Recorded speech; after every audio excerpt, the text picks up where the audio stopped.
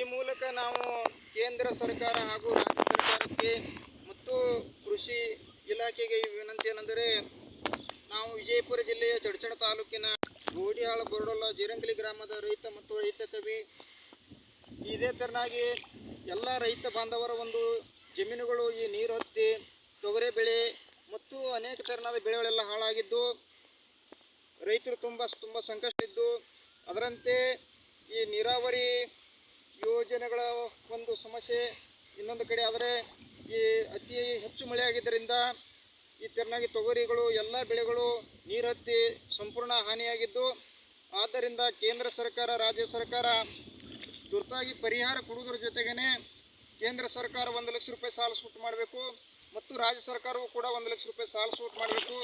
ರೈತರಿಗೆ ಈ ಮತ್ತೆ ಪುನಶ್ಚೇತನಕ್ಕಾಗಿ ವಿಶೇಷ ಸಹಾಯಧನ ಸಾಲ ಸೌಲಭ್ಯ ಕೊಡಬೇಕಂತ ಹೇಳಿ ಮೂಲಕ ಕೇಳಿಕೊಳ್ಳುತ್ತೇವೆ. ನಮಸ್ಕಾರಗಳೊಂದಿಗೆ ಶ್ರೀಶೈಲ ಆಳೂರ, ಫೋನ್ ನಂಬರ್ 7892941796. ಶ್ರೀಶೈಲ ಆಳೂರ ಎಂಬ ಯೂಟ್ಯೂಬ್ ಚಾನಲ್ ಇದ್ದು ನೋಡಿ ಪ್ರೋತ್ಸಾಹಿಸಿ, ಬೆಂಬಲಿಸಿ, ಆಶೀರ್ವದಿಸಿ.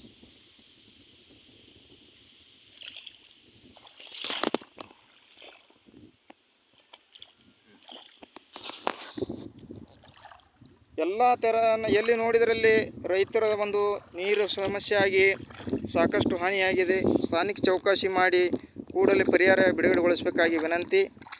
ಧನ್ಯವಾದಗಳೊಂದಿಗೆ ನೋಡಿ, ನೀರಲ್ಲಿ ನೀರು ಹತ್ತಿ ಎಲ್ಲ ಒಣಗಿಬಿಟ್ಟಿವೆ.